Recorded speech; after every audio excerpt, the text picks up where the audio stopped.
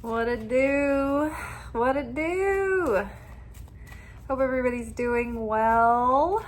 I just got back from my nephew's final home game of his season.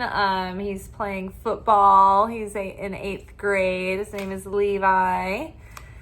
I'm proud of the little stinker. He's a good boy.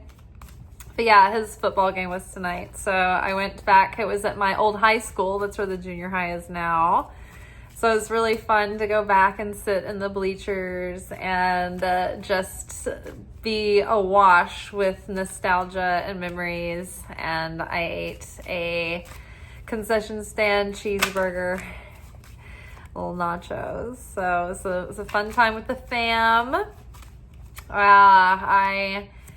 We're here for our weekly romance oracle message. I have a feeling, though, it's not going to give us any fun news about new things starting this week, since we are finishing up eclipse season and we're also finishing up the month of Tshuva. This happens during the month of Elul, the month of Virgo, where we do Tshuva, or Teshuvah, as I sometimes say, to prepare ourselves for Rosh Hashanah. This is the month of getting back into alignment, confession, atonement, redemption, doing charity, really transforming and doing that spiritual work. So it makes sense that the first card out is release your ex.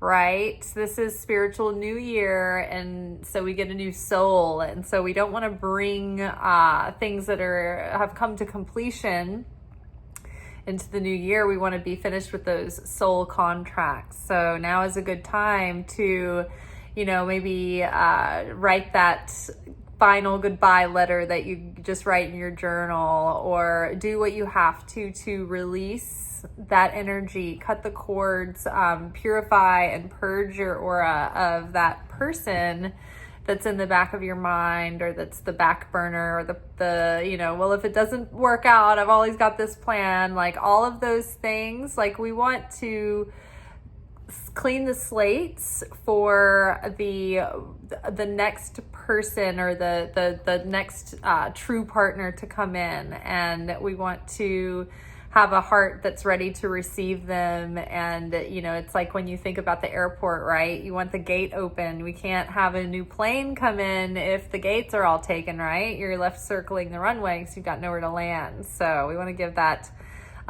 make the space for the new to come in. But first we have to release the ex, and we have to really think about what we learned from that relationship. How can we let that experience change us in a positive way? When we can confidently answer those questions, then it's like, okay, we've taken what that relationship was meant to give us. If we don't really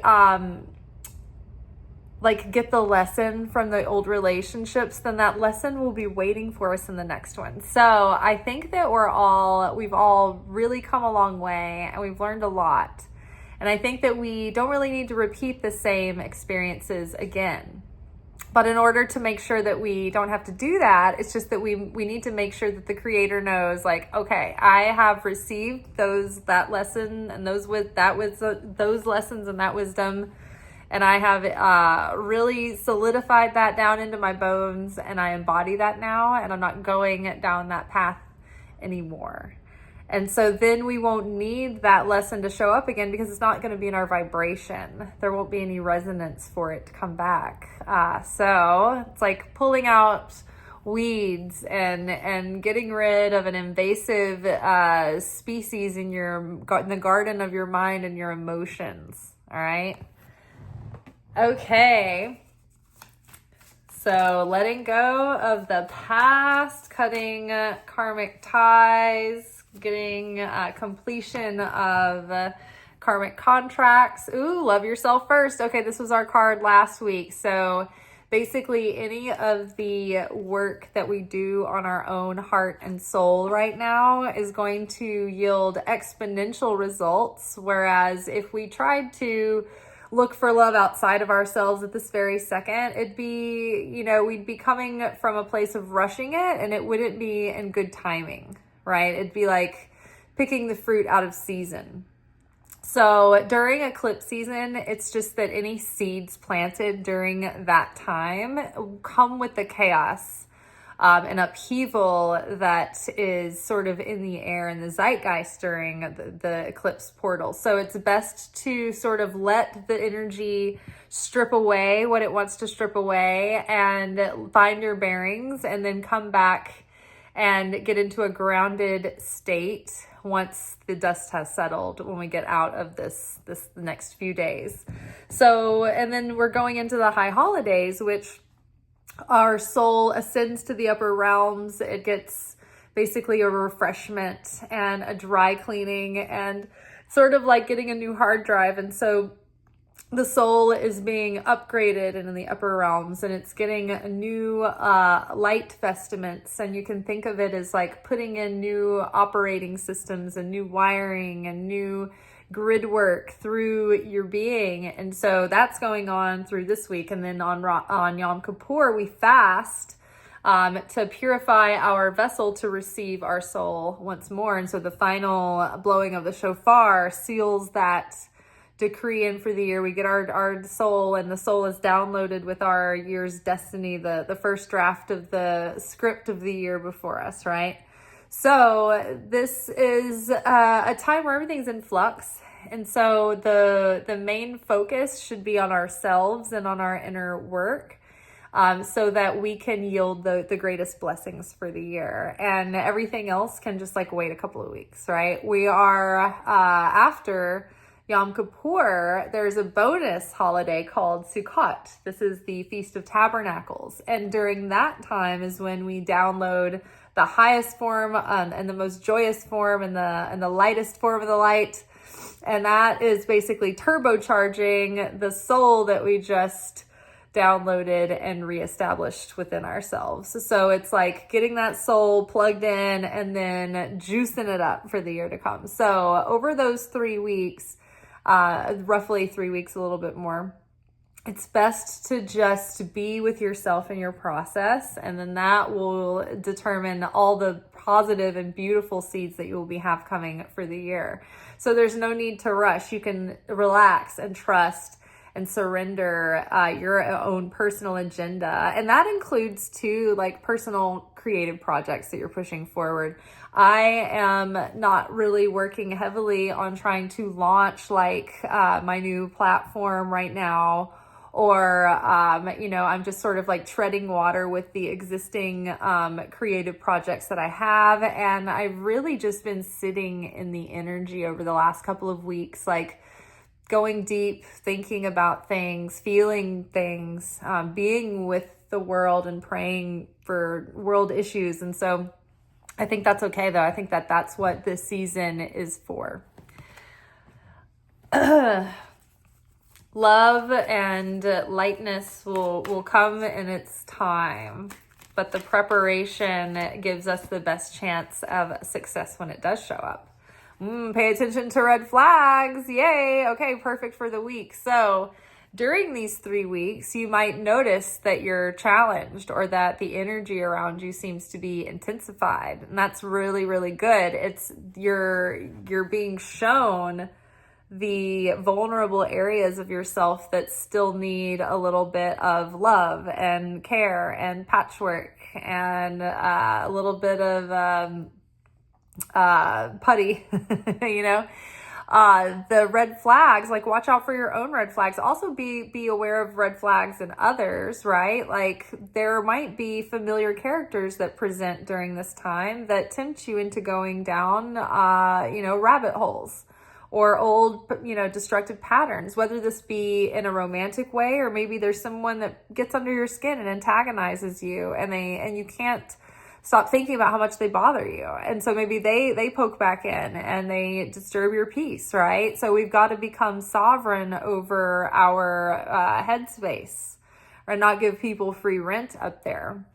But if you see yourself going into, let's say, old people-pleasing tendencies, or finding yourself falling into old automatic relational dynamics, like you're the savior and the other person is the person who needs the savior, or are you the person who is always needing someone to solve their problems, right? Do you need someone to prop you up all the time? Like, what are your go-to patterns? There's so many, they're so varied. They can be unique to everyone, but you'll know what it is for you. You'll know your thing. You know yourself better than others. But if you need help seeing your blind spots, maybe there's a person that you are close to in your life that you trust to give you a loving truth from the best place, because they just want you to succeed, not because they want to tear you down. But again, that takes some discernment, and so that's up to you. It takes some courage. Okay. I think it's that one. All right, what do we have here? Ooh, this could be the one. Okay, so it's like it's not, we don't feel that it's so much of a burden to wait for things to be right if we feel that the preparation that we're doing can set us up to be able to have like a long-lasting, significant relationship. I think that kind of a relationship takes skills and it takes consciousness. And if, we put an effort into undoing the emotional unintelligence that has perpetuated our relational dysfunction, then we know, okay, this is what caused me to have these dysfunctional relationships before, and now I know better. Now I know that, that behavior that I was doing, that's a negative reflex, and I know better than to do that now. Or when that person was doing that behavior to me, that was negative in them, and I know not to let someone in my life that behaves that way, or to set that boundary now, right? So we've prepared, and now it's like, okay, we have the skills and the ability now to have adult functioning, healthy relationships that stand a chance. And all of us, I mean, no matter how old we are, we all come up against relationship challenges. These aren't, these relationship things, they seem so simple, and yet they can be so complex. So yes, nobody is a relationship genius. We all stumble through them and we do our best. But the more that we can do to help to build our relational intelligence and our understanding of not only just ourselves, but others as well, I think that gives us a better chance to have a relationship with that looks like the one. Even if you don't believe in the one, we all believe that there are probably people who are more compatible with us than others, but it takes work even with them. And so we all kind of want to believe that we could end up in a relationship that could be long lasting or even last for the rest of our life, right? And that's what we would call the one. It's like the one that it works out with for the longest. Let's just put it that way. And yeah, when we do the work to prepare ourselves to have the sensitivity and the presence to nurture a healthy relationship, then it could be the one that ends up lasting the longest. So let's hope. All right, let's get a little more insight in on release your ex. I don't think we need to clarify this, but why not? Why the hell not? Ooh, love abounds. Okay, so this is Ace of Cups. So it's like when we really clean the slate and get that energy out of our energy field, it makes way for new cycles, new experiences, new flush of romance to come into our life. So it's like in Feng Shui, when you clean the house and you declutter and you move things around, and then all of a sudden little manifestations come through, or maybe an opportunity or something new happens in your life. Same thing. You want to Feng Shui all the X's out of your heart, mind, soul, and energy field, and clean the space for new love to come in. Wow. Clearing the ground to plant new seeds. I love it. Okay, love yourself first. What do we have here? Healing begins. 6 of Swords. So this is victory. I love this. So while we're loving ourselves first, we're working on the healing, and it's like the healing begins. This is 6 of Swords. This is we're over the hump. We're over the conflict of the 5s, right? That's halfway through, right? So, my mom just texted me to see if I was home. I'll just text her back in a few minutes. But yeah, so this is great. This is like true healing is happening. This is really like the universe acknowledging that we are effectively turning our lead into gold. We are becoming better people than we used to be, and we're growing our relationship skills, and we're becoming stronger in our own identity so that we can maintain our own individualism when we start to bring and incorporate someone in our life, and just not get lost in the whole excitement of it all, and get lost in the other person, right? We want to maintain our self and not get swayed totally off track, right? You know, maybe the creator knows that if I had met, like, say, a new boyfriend that got serious a couple of years ago, I might have gotten all, you know, sidetracked in the relationship and then kind of neglected the channel, or maybe I wouldn't haven't have gone as deep with the channel, right? So I trust that there's a timing and a purpose and a reason for it all. But I think that we are over the hump now. Now I love my channel so much, and the work that we do here together so much that it's like someone new coming into my life would have to be integrated in around my own priorities, my own calling, right? And so that's one of the things that I've had to learn in order for God to be able to trust me with a relationship. It's not to lose what's important for my soul and my soul's expression in this world. That light can't be buried under the distraction of, you know, what is ultimately a great, wonderful thing. But there's also great and wonderful work to be done. And so it's like that's an important priority. And so maybe one has to be established before the other, right? So healing is underway, and we've been putting ourselves first, and it's really making it's really taking effect and making a difference. Okay, pay attention to red flags.